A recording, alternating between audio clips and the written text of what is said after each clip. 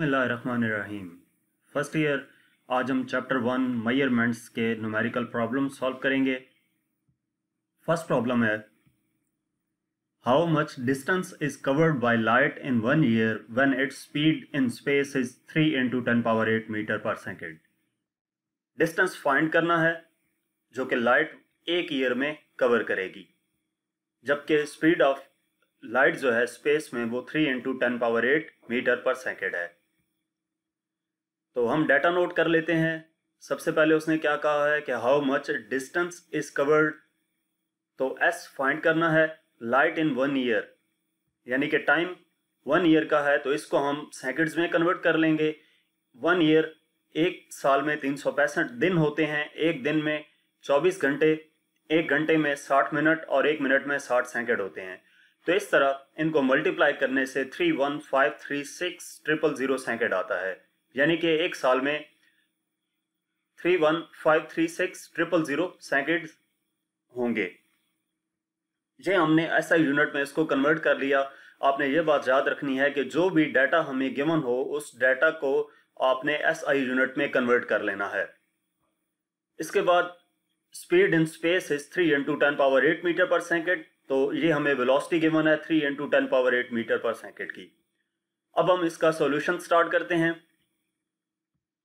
तो यहाँ पर जो फार्मूला अप्लाई होगा वो S = VT है। डिस्टेंस हमने फाइंड करना है, वेलोसिटी और टाइम गिवन है, तो इसमें वैल्यूज पुट कर देंगे। S इक्वल आ जाएगा, वेलोसिटी 3 × 10⁸ है और टाइम हमारे पास है 31536,000। ये पुट करने के बाद इसको जब हम कैलकुलेटर से कैलकुलेट करते हैं तो ये आता है 9.46 × 10⁻15। ऐसा यूनिट डिस्टेंस का मीटर होता है तो 7 मीटर लिख दिया। जब आप इन तमाम वैल्यूज को ऐसे यूनिट में कन्वर्ट करके फार्मूले में पुट करेंगे तो एंड पे जो आंसर आएगा उसके साथ भी ऐसा यूनिट ही आएगा। तो ये राउंड ऑफ होके 9.5 × 10⁻15 मीटर आ जाता है। नेक्स्ट प्रॉब्लम है mass of neutron is 1.67 × 10⁻27 kg. Calculate the number of neutron in a piece of metal whose net mass is 1 gram.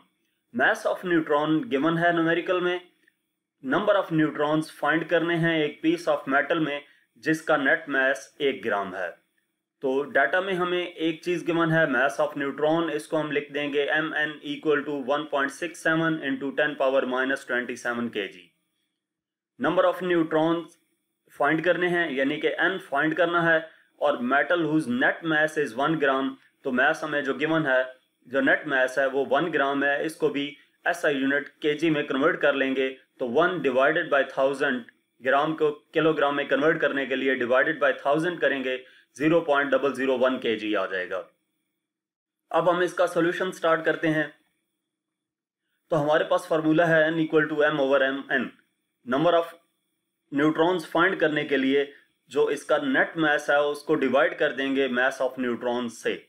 तो वैल्यूज इसमें पुट करते हैं। N इक्वल आ जाएगा, M हमारे पास है 0.001 डिवाइडेड बाय Mn की वैल्यू है 1.67 × 10⁻27, तो वो यहाँ पर पुट कर दी।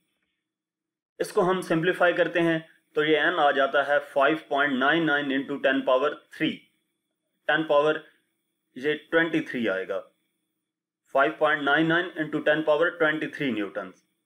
या आपने इसको कैलकुलेटर से कैलकुलेट कर लेना है, ये 23 न्यूट्रॉन्स ही आएगा। इसके बाद नेक्स्ट प्रॉब्लम है problem number 3। Prove that nano seconds in 1 second is more than the number of seconds in 1 year.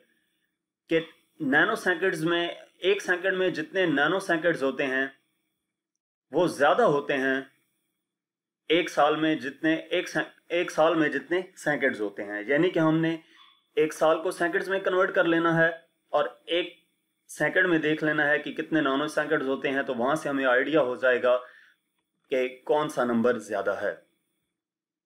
तो सबसे पहले हम नैनो सेकंड को देखते हैं कि एक सेकंड में कितने नैनो सेकंड होते हैं। तो 1 नैनो सेकंड हमारे पास होता है 10⁻⁹ सेकंड के। हमने 1 सेकंड फाइंड करना है तो ये 10⁻⁹ उधर जाकर डिवाइड हो जाएगा। 1 सेकंड इक्वल आ जाएगा 1 डिवाइडेड बाय 10⁻⁹ नैनो सेकंड। ये ऊपर चला जाएगा तो 10 पावर 9 हो जाएगा। 10 पावर 9 नैनो सेकंड होते हैं 1 सेकंड में। इसके बाद यानी कि 1 सेकंड में 10 पावर 9 नैनो सेकंड आ गया। अब हम देखते हैं कि एक साल में कितने सेकंड्स होते हैं। तो एक साल में 365 दिन, एक दिन में 24 घंटे, एक घंटे में 60 मिनट और एक मिनट में 60 सेकंड होते हैं। तो ये टोटल वैल्यू हमारे पास आ गई कि एक साल इतने सेकंड्स के इक्वल होता है। इसको मल्टीप्लाई किया तो 1 ईयर इक्वल आ जाता है 31536,000 सेकंड के। तो ये हमारे पास आ जाता है 1 ईयर इक्वल टू, इसको जब हम साइंटिफिक नोटेशन में कन्वर्ट करेंगे तो पॉइंट इसका यहाँ पर था, ये कितने 7 डिजिट्स मूव करके यहाँ पर आएगा तो 3.1536 इंटू 10 पावर 7 सेकंड आ जाता है। तो अगर हम इस वैल्यू को और इस वैल्यू का कंपैरिजन करें तो हमें यह पता चलता है कि 10 power 9 is greater than 3.153 into 10 power 7 seconds. इसकी 10 की पावर 9 है और इसमें 10 पावर 7 है। तो इससे हमें यह पता चलता है कि nanoseconds in 1 second is more than the number of seconds in 1 year. Problem number 4, convert the following 20 metre per second into kilometre per hour. B part है 3 into 10 power 8 metre per second into kilometre per hour and C option है 220 kilometre per hour into metre per second. तो ये सारी conversion देखते हैं। सबसे पहले मैं आपको इसका सी ऑप्शन समझाता हूं, उसके बाद ए और बी समझाऊंगा ताकि आपको इजीली ये समझ आ जाए। अब ये हमारे पास है 220 किलोमीटर पर आवर, इसको मीटर पर सेकेंड में कन्वर्ट करना है। तो आपने ये देखना है कि ये हमारे पास क्या है, किलोमीटर पर आवर, और इसका एसआई यूनिट होता है मीटर पर सेकंड, यानी कि हमने जिसमें कन्वर्ट करना है वो मीटर पर सेकंड है। तो आपने जस्ट इसकी वैल्यूज पुट कर देनी है, जो जो लिखा हुआ है यहाँ पर उसकी वैल्यूज पुट कर देनी है। किलो की वैल्यू होती है 1000 और ये साथ मल्टीप्लाई हो रहा है तो 220 मल्टीप्लाई बाय 1000, साथ मीटर एज इट इज आ गया। आवर्स, एक मिनट में 60, एक आवर में 60 मिनट और एक मिनट में 60 सेकंड होते हैं, यानी कि 60 मल्टीप्लाई बाय 63600 हमारे पास एक घंटे में सेकंड्स होंगे। और ये पावर -1 है यानी कि डिवीजन में आएगा, तो 3600 हमने डिवीजन में लिख दिया। इस बात की समझ आई कि किलो था तो मल्टीप्लाई हो रहा था तो मल्टीप्लाई करके लिखा, और h की पावर -1 थी तो जो इसकी सेकंड्स में कन्वर्ट होके बनता था उसको हमने डिवीजन में लिखा, तो ये 7 यूनिट मीटर पर सेकंड आ गया। इसको सिंप्लीफाई करेंगे तो 61.1 मीटर पर सेकंड आ जाएगा। अब ए पार्ट की तरफ आते हैं। ए पार्ट में 20 मीटर पर सेकंड को किलोमीटर पर आवर में कन्वर्ट करना है। वहां पर लिखा हुआ था तो उसकी value as it is put कर दी। जहां पर मौजूद नहीं है तो जिसमें कन्वर्ट करना है उसका ऑपोजिट करेंगे, यानी कि 20 मीटर पर सेकंड है, यहाँ पे हमें किलो चाहिए, तो किलो की जो वैल्यू है मल्टीप्लाई होनी चाहिए 20 के साथ, तो हम क्या करेंगे उसको डिवीजन में लिखेंगे। मैंने इसीलिए आपको पहले यह समझाया है कि जो लिखा हुआ था उसकी वैल्यू पुट कर दी, जहां पर नहीं मौजूद तो जो लाना है उस वैल्यू से हम डिवाइड करेंगे। किलो हमें चाहिए, यहाँ पर किलो की वैल्यू क्या होती है 1000, उससे डिवाइड कर दिया। उसके बाद आवर्स, एक आवर में 3600 सेकंड होते हैं, -1 है डिवीजन में आना चाहिए, लेकिन हम क्या करेंगे इसको ऊपर मल्टीप्लाई करेंगे। अगर इसकी तरह मौजूद होता तो हम जस्ट एज इट इज करते। यहां पर हमने 20 इंटू 1000 किलो के लिए डिवाइड कर दिया और आवर्स को सेकंड में कन्वर्ट करने के लिए 3600 से मल्टीप्लाई कर दिया। ये यूनिट आ गया किलोमीटर पर आवर। इसको सिंप्लीफाई करेंगे तो 72 किलोमीटर पर आवर हो जाएगा। इसके बाद हमारे पास बी, इसका बी पॉइंट है। सेकंड पार्ट में 3 इंटू 10 पावर 8 मीटर पर सेकंड को किलोमीटर पर आवर में कन्वर्ट करना है, तो यहां पर हमें किलो चाहिए, तो किलो की वैल्यू 1000 होती है, उससे हम डिवाइड कर देंगे। और 7 सेकंड्स को आवर्स में कन्वर्ट करना है, तो ये हमारे पास एक घंटे में 3600 सेकंड होते हैं, तो इससे हम मल्टीप्लाई कर देंगे 3600 किलोमीटर पर आवर आ जाएगा। 108 into 10 power 7 kilometre per our, और इसको सिंप्लीफाई करते हैं तो 1.08 into 10 power 9 kilometre per our हो जाता है। जो पॉइंट यहाँ पर था 2 डिजिट लेफ्ट साइड पे मूव हुआ तो 10 की पावर 2 ऐड हो जाएगी। तो इस तरीके से आपने इनको कन्वर्जन कर लेना है। वैसे फर्स्ट ईयर तक पहुंचते हुए आपको ये डायरेक्ट करना आता हो, ये ज़रूरी नहीं है कि इस तरह करके आप इसको करें, आपको डायरेक्ट करना भी आना चाहिए। जहां पर समझाने के लिए मैंने आपको डिटेल से समझा दिया। प्रॉब्लम नंबर 5 है, express the following values in terms of prefixes. In values को प्रीफिक्सेस में कन्वर्ट करना है। फर्स्ट है 0.62 इंटू 10⁴ ग्राम, सेकेंड है, थर्ड है, और इस जो बी पार्ट है इसका, इसमें इन टर्म्स को साइंटिफिक नोटेशन में कन्वर्ट करना है। तो फर्स्ट पार्ट हम देखते हैं जिसमें हमने वैल्यूज को प्रीफिक्सेस में कन्वर्ट करना है। तो फर्स्ट पार्ट है 0.62 इंटू 10⁴ ग्राम। अब 10 जो प्रीफिक्सेस वाला टेबल है उसको अगर हम उस पर गौर करें तो 10 की पावर्स 4 के नज़दीक नज़दीक एक 10⁻³ होती है और एक 10⁻6 होती है। 10⁻³ को हम किलो कहते हैं और 10⁻6 को मेगा कहते हैं। तो 3 ज़्यादा नज़दीक है तो इसको हम 10⁻³ में कन्वर्ट करेंगे। 10⁻³ में कन्वर्ट करने के लिए 10⁻1 अलग कर लेंगे और 10⁻³ अलग कर लेंगे। बेसिस सेम है, पावर्स ऐड होके दोबारा 4 बन जाता है। तो 0.62 इंटू 10⁻1 इंटू 10⁻³ ग्राम आ गया। अब ये जो है इसको साथ 10⁻1 को 0.62 से मल्टीप्लाई कर दिया। ये 10 लिखें 10⁻1 लिखें, बात एक ही है। तो इसको मल्टीप्लाई किया तो ये 6.2 आ जाता है और ये 10.3 एज इट इज आ गया, 7 ग्राम आ गया। तो ये हमारे पास आ जाता है 6.2 किलोग्राम। सेकेंड ऑप्शन में 2 इंटू 10⁻7 मीटर है। 10⁻7 के नज़दीक 10⁻7 से पहले 10⁻6 है और बाद में 10⁻9 है जो प्रीफिक्सेस के टेबल में है। तो 10⁻6 ज़्यादा नज़दीक है, इसको 10⁻6 बनाएंगे तो 10⁻1 अलग हो जाएगा और 10⁻6 अलग आ जाएगा। इस 10⁻1 को यानी कि 10 को 2 से मल्टीप्लाई किया तो 20 हो गया और 10⁻6 एज इट इज़ आ गया। तो ये हमारे पास आ जाता है 20 मेगा मीटर। 10⁻6 मेगा के इक्वल होता है। उसके बाद थर्ड पार्ट है 4 इंटू 10⁻⁻5 सेकेंड। तो अब -5 के नज़दीक -6 है तो हम इसको -6 बनाएंगे, यानी कि 10⁻−1 हमें एक्स्ट्रा चाहिए। तो हम क्या करेंगे, अगर -1 एक्स्ट्रा चाहिए तो +1 भी हम साथ लिखेंगे, क्योंकि जो चीज़ हम ऐड करते हैं उसी तरह सब्ट्रैक्ट भी करते थे। तो यहाँ पर भी जो चीज़ हम मल्टीप्लाई करेंगे वो डिवाइड भी करेंगे। तो 4 इंटू 10⁻1 मल्टीप्लाई बाय 10⁻−1 और ये 10⁻−15 एज इट इज़ आ गया।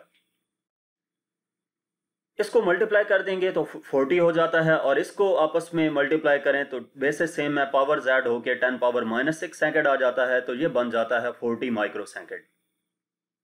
इसके बाद जो बी पार्ट था उसमें हमने साइंटिफिक नोटेशंस में कन्वर्ट करना था। तो ये 0.000036 है। इसमें पॉइंट यहाँ पर मौजूद है। साइंटिफिक नोटेशन में लिखने के लिए पॉइंट जो है वो एक नॉन जीरो डिजिट के बाद होना चाहिए, यानी कि 0.3 के बाद होना चाहिए। तो इसको पॉइंट को 3 के बाद लाने के लिए हमें 5 डिजिट मूव करना पड़ेगा राइट साइड पे। जब राइट साइड पे मूव करेंगे तो जितने डिजिट मूव करेंगे 10 की पावर उतनी माइनस में आ जाएगी। तो ये आंसर आ जाएगा 3.6 इंटू 10⁻⁻5। इसके बाद सेकंड पार्ट है इसका 140000। तो इसको जब हम कन्वर्ट करेंगे तो इसका पॉइंट यहाँ पर मौजूद होता है। जिस वैल्यू में पॉइंट नहीं होता वो टॉप बिल्कुल राइट साइड पे होता है। तो इस पॉइंट को जब यहाँ से शिफ्ट करेंगे यहाँ पर तो ये 5 डिजिट शिफ्ट होगा लेफ्ट साइड पे। जब लेफ्ट साइड पे मूव करेगा तो 10 की पावर उतने डिजिट आ जाएगी। 5 डिजिट मूव किया तो 10 की पावर 5 आ जाएगी। 1.4 इंटू 10⁻5। थर्ड पार्ट है 107000000। इसको कन्वर्ट करना है तो इसका पॉइंट यहाँ पर मौजूद है। इसको शिफ्ट करेंगे इधर तो ये 8 डिजिट मूव करेगा।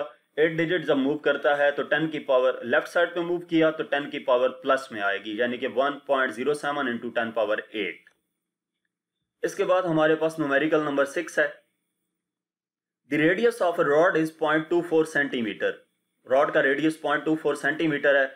Find its cross sectional area with appropriate significant figures. तो इसका क्रॉस सेक्शनल एरिया फाइंड करना है प्रॉपर सिग्निफिकेंट फिगर्स तक, यानी कि जो आंसर हमारे पास आएगा उसमें सिग्निफिकेंट फिगर्स का भी ध्यान रखना है। तो हम इसमें डाटा में देखते हैं कि एक हमें रेडियस गिवन है 0.24 सेंटीमीटर का और एरिया फाइंड करने को कहा गया है। तो हम इसका सोल्यूशन स्टार्ट करते हैं।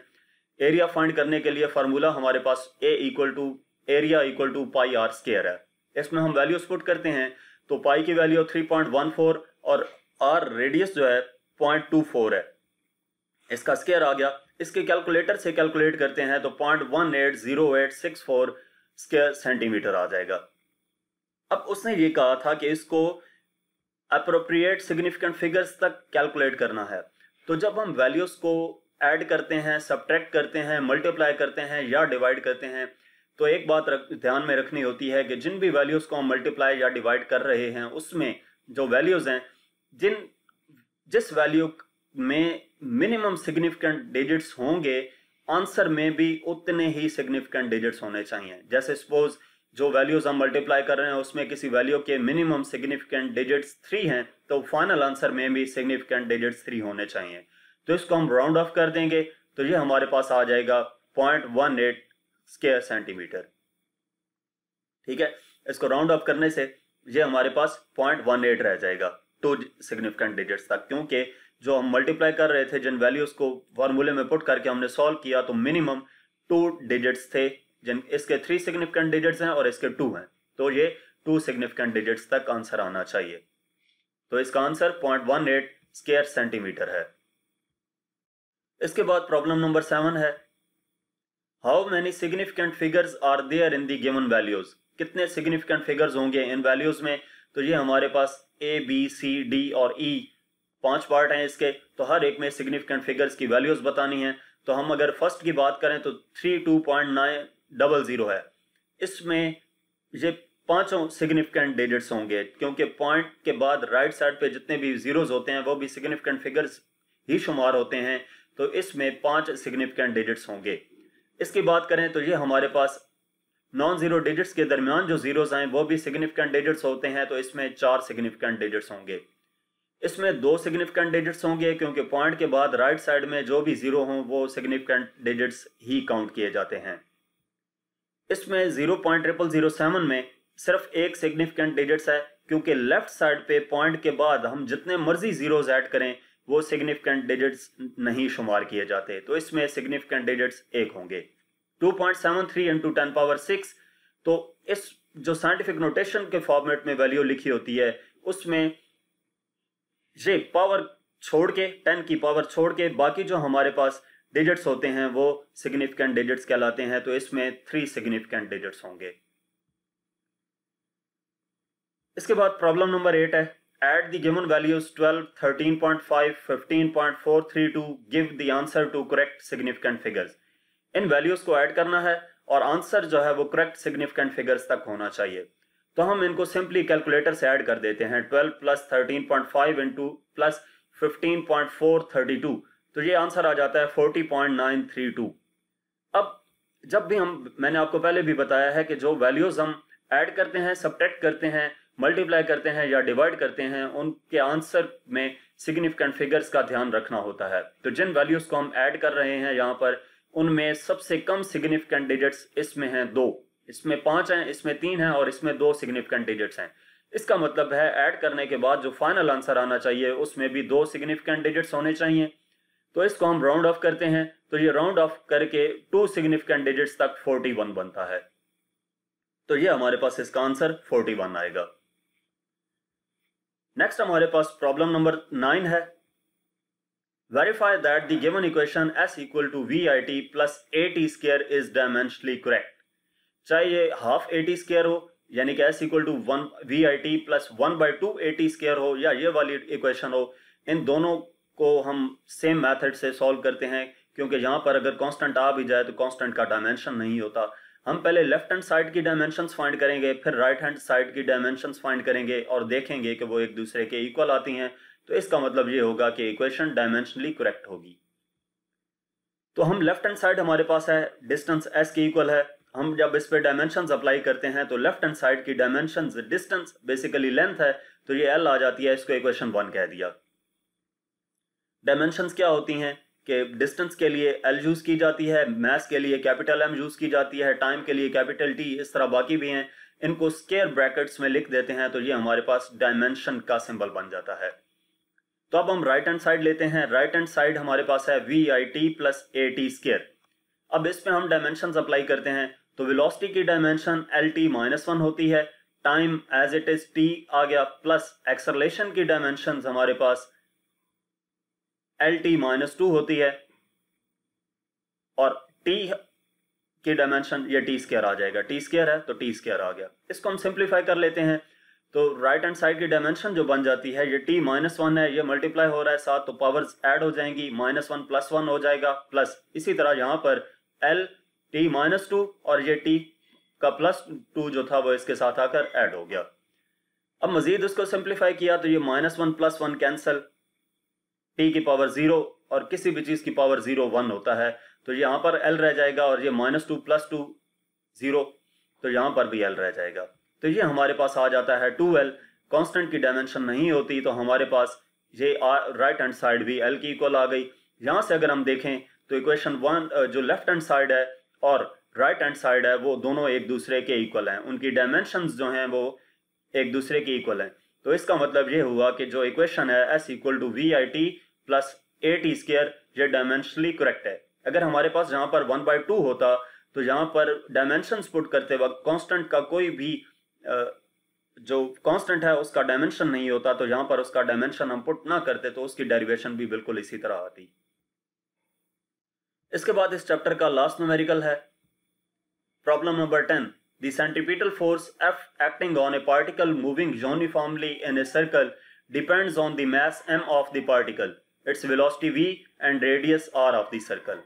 कि सेंट्रीपिटल फोर्स F है वो एक्ट कर रही है एक पार्टिकल पे और वो पार्टिकल मूव कर रहा है सर्कल में, तो वो जो फोर्स है वो डिपेंड कर रही है मास m, velocity v and radius r of the circle. Drive the dimensionally formula for the centripetal force. तो फार्मूला ड्राइव करना है सेंट्रीपिटल फोर्स के लिए, तो इस जहां पे भी आपको डायमेंशंस की मदद से फार्मूला फाइंड करने को कहा जाए, आपने पहला काम ये करना है कि जिस भी चीज का फार्मूला फाइंड करना है उसके बारे में बताया गया होगा कि वो किन फैक्टर्स पे डिपेंड कर रहा है, तो उन तमाम फैक्टर्स के डायरेक्टली प्रोपोर्शनल कर देना है उसको, यानी कि F = mv/r। इसने बताया था कि F डिपेंड कर रहा है m, v और r पे, इन तीन फैक्टर्स का बताया था, तो F = mv/r और हर एक की पावर हमने लिख देनी है, यानी कि m की पावर a लिख दी, v की पावर b लिख दी, r की पावर c लिख दी। इसी तरह आगे होते तो पावर d, e, f लिख सकते थे हम। इनिशियली आपने यहां से स्टार्ट लेना है। अब उसके बाद प्रोपोर्शनैलिटी का साइन खत्म करते हैं तो कांस्टेंट आता है, तो F इक्वल आ गया K MAVBRC। इसको इक्वेशन 1 का नाम दे दिया, यहाँ पे K प्रोपोर्शनैलिटी कांस्टेंट है। अब हम क्या करते हैं कि डायमेंशंस इस पे अप्लाई करते हैं। तो फोर्स की डायमेंशन होती है MLT-2। इसके बाद K कांस्टेंट है, इसकी डायमेंशन नहीं होती तो यहाँ पर कोई डायमेंशन नहीं लिखेंगे। M मैस, इसकी डायमेंशन M आ गई, पावर A आ गया। वेलोसिटी की डायमेंशन LT-1 होती है, पावर B आ गई। और रेडियस ये लेंथ है, डिस्टेंस है, तो इसकी जो डायमेंशन है वो L आ गया और पावर C आ गई। अब हम इसको थोड़ा सिंप्लीफाई कर लेंगे। सिंप्लीफाई ऐसे करेंगे कि हर एक क्वांटिटी की जो डायमेंशन है वो सेपरेट पावर में लिख लेंगे। जैसे m यहाँ पर इसकी पावर 1 थी तो m की पावर 1 लिख दी, l डायमेंशन की पावर 1 आ गई, t की पावर -2 है तो ये आ गया, m की पावर यहाँ पर a है तो a आ गया, l की पावर b भी है और यहाँ पर c भी है, यानी कि बेसिस सेम है तो पावर्स ऐड होंगी। l की पावर आ जाएगी b + c और t की पावर -b आ गई। यहां तक करने के बाद हम क्या करते हैं, comparing the powers of similar physical quantities. जो सिमिलर फिजिकल क्वांटिटीज हैं उनकी पावर्स को कंपेयर कर लेते हैं। तो सबसे पहले अगर हम m को देखें तो m लेफ्ट साइड पे m की पावर 1 है और राइट साइड पे m की पावर a है। तो m की पावर 1 = m पावर a, इनकी पावर्स कंपेयर करनी थी, यानी कि 1 इक्वल आ जाएगा a के। बेस इक्वल है तो पावर्स भी इक्वल होंगी, 1 इक्वल आ जाएगा a के, यानी कि a की वैल्यू आ गई 1। बेसिकली इस स्टेप में हम क्या करने जा रहे हैं, जो पावर्स हमने ऊपर अपनी मर्जी से ले थी, कंसिडर किया था m की power a, v power b, r की power c, m v r तो हमें स्टेटमेंट में गिवन है लेकिन a b c नहीं थी, तो हम a b c की वैल्यूज फाइंड कर रहे हैं। इस स्टेप में m को हमने जब कंपैरिजन किया तो a की पावर 1 आ गया, ठीक है। इसके बाद इसी तरह हम देखते हैं L फाइंड करने से पहले आपको t के बारे में बता दूं, क्योंकि t की वैल्यू मैंने L में यूज की है। तो t जो है हम t का कंपैरिजन करते हैं तो लेफ्ट हैंड साइड पे t पावर -2 इधर लिख दिया और राइट हैंड साइड पे t की पावर -b, तो ये यहाँ पर आ गया। तो इनकी बेसिस सेम है तो पावर्स क्या होंगी, -2 इक्वल आ जाएगा -b के, यानी कि 2 इक्वल आ गया b के और b इक्वल हो गया 2 के। तो अब लास्ट में एल रह गया था, एल की लेफ्ट हैंड साइड पे 1 है और राइट हैंड साइड पे एल की पावर b प्लस सी है, तो एल पावर 1 इक्वल आ गया एल पावर b प्लस सी। तो यहाँ से बेसिस से मैं पावर्स हो जाएंगी 1 इक्वल टू b प्लस सी के, b की वैल्यू इधर से पुट की 2, तो 1 इक्वल आ गया 2 प्लस सी, यानी कि c इक्वल आ जाएगा -1 के। ये 2 जब उधर जाएगा तो माइनस हो जाएगा, तो c इक्वल आ जाएगा -1 के। हमने तीनों वैल्यूज फाइंड कर ली, a, b और c जो हमने कंसिडर किए थे, तो a, b और c तीनों वैल्यूज हमारे पास आ गई हैं। अब हम क्या करते हैं कि पुट कर देते हैं इन वैल्यूज को इक्वेशन 1 में। ये जो इक्वेशन 1 है ये हमारे पास क्या थी, f equal to k m a b v power b r power c। तो इसमें वैल्यूज पुट कर देते हैं, के m की वैल्यू a 1 आ गया, v की वैल्यू b था तो 2 आ गया, और r की वैल्यू c था तो c की वैल्यू -1 यहाँ पर आ गई। इसको सिंप्लीफाई करके लिखें तो जो पावर माइनस में है वो डिवीजन में आ जाएगी, यानी कि K M we square over R आ जाएगा। अब जो डायमेंशंस होते हैं, dimensional analysis does not give information about the value of constant. जब हम डायमेंशंस के जरिए से कोई भी चीज फाइंड कर रहे होते हैं तो जो डायमेंशंस हैं वो हमें कांस्टेंट की जो वैल्यू होती है उसके बारे में इंफॉर्मेशन नहीं देती। लेकिन एक्सपेरिमेंट की मदद से हम ये जानते हैं कि जहां पर जो के की वैल्यू है वो 1 होती है, तो इसका मतलब ये है कि एफ इक्वल होगा m we square over r के। तो ये वो फार्मूला है जो हमने सेंट्रीपिटल फोर्स के लिए फाइंड करना था। तो यहां तक इस चैप्टर के न्यूमेरिकल थे। मजीद आप किसी भी चैप्टर का कोई भी टॉपिक देखने के लिए मेरा यूट्यूब चैनल विजिट कर सकते हैं। Thank you.